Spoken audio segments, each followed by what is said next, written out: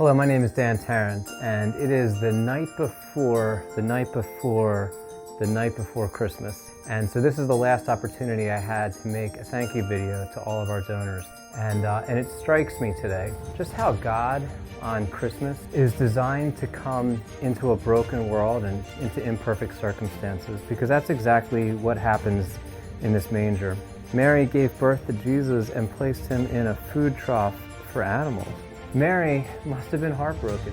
This must have been one of the most confusing things in the world, to give birth to this Son of God and have to place him in a food trough for animals. Which, for us as Catholics makes complete sense, because Jesus goes on and he becomes the bread of life, and he gives himself as food every time at Mass.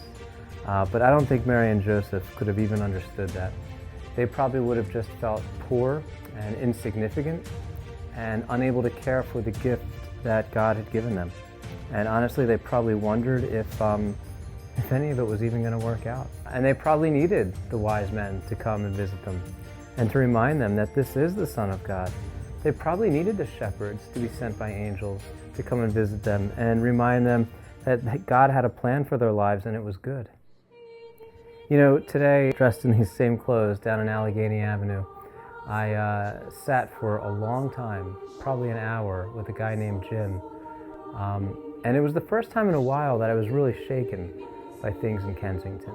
Jim grew up in a great family, a couple miles down the road from where I live. And he worked less than a half mile from where I go to church. And I don't know that he sees himself coming out of addiction. He probably feels just like Mary and Joseph. And I want to thank you this Christmas because you made it possible for me to spend time with Jim today. If we were just a film company, I would have to go to the next job and rush to the next thing to make money to pay the bills. But you've allowed us to be a ministry. You've allowed us to be missionary filmmakers at Personally Catholic. And I don't know, maybe we'll film him. It would be awesome to film him. And maybe we won't.